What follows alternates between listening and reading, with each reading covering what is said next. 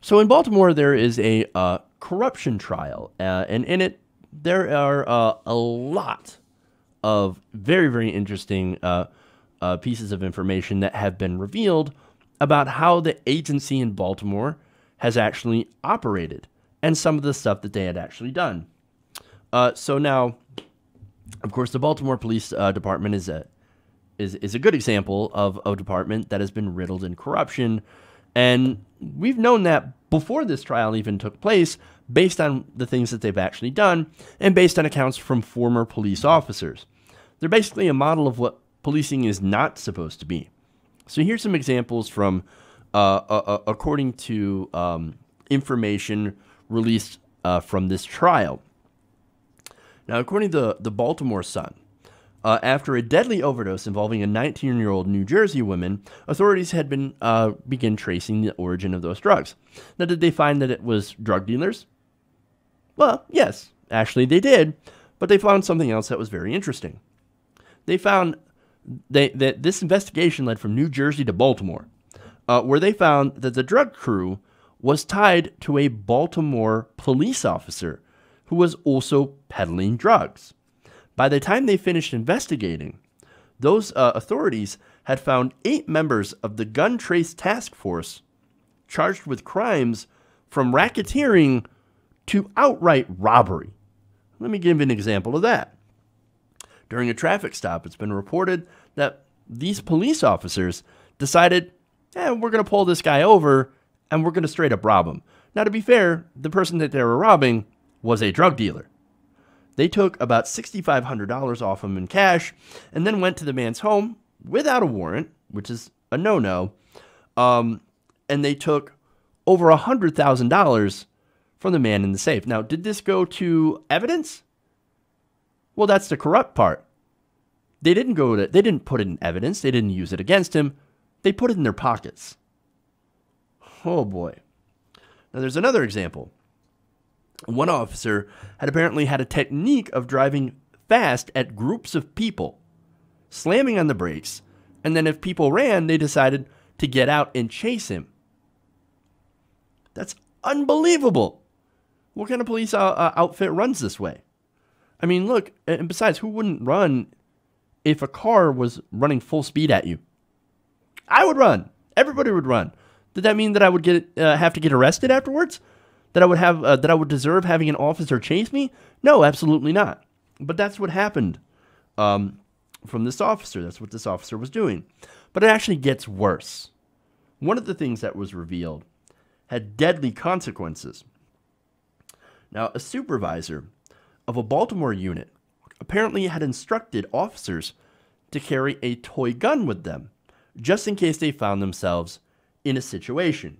Prosecutors say the squad, which was tasked with getting illegal guns off the streets, had abused their power and would basically supply their officers with toy guns so they can plant them on suspects during shootouts. So if they have a shootout, they get in trouble, something like that, they can just go and plant this fake gun on the victim and say, it wasn't me, I was just defending myself.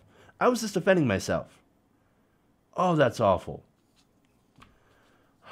So they said it was a fail-safe that they could use if they happened to shoot an unarmed suspect, which is what's happened before.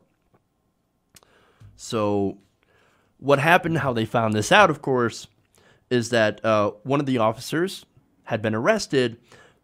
The arresting officers couldn't figure out why this officer had a toy gun in his glove box. Why do you have the gun there? Why do you have the gun there? Well, most of these officers are now actually working with investigators to take down the rest of the corruption as part of a plea deal. So they're spilling all this dirt on this incredibly corrupt agency.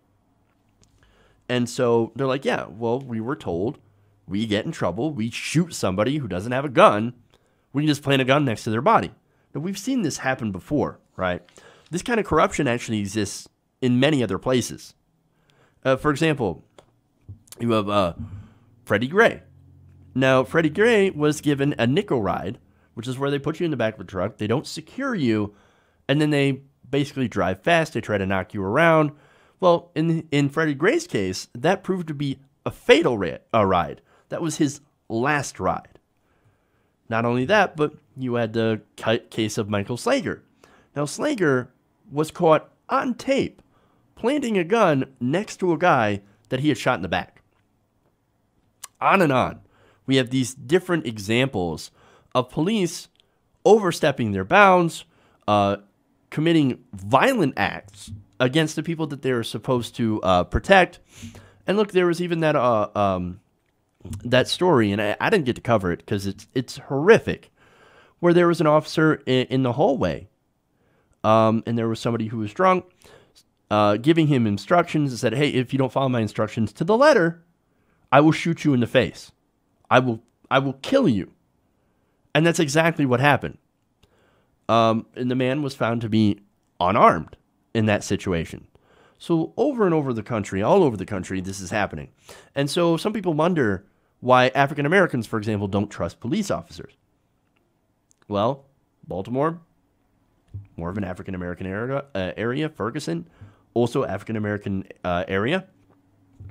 And they also wonder why liberals get so triggered when it comes to police. Well, it's not the fact that we don't like police officers. It's the fact that there are bad police officers, and we need to do more to hold them accountable. And look, I'm not saying that there aren't good cops out there, right? Sadly, some of these good cops tend to protect their own, which unfortunately makes them complicit when there's an actual injustice.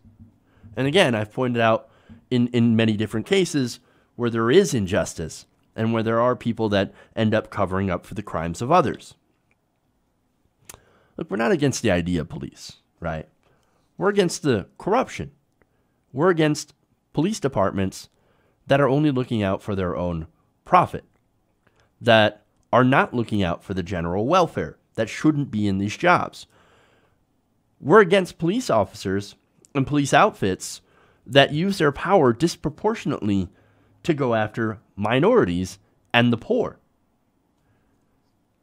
We're also against people, police officers who protect the rich and powerful because they can.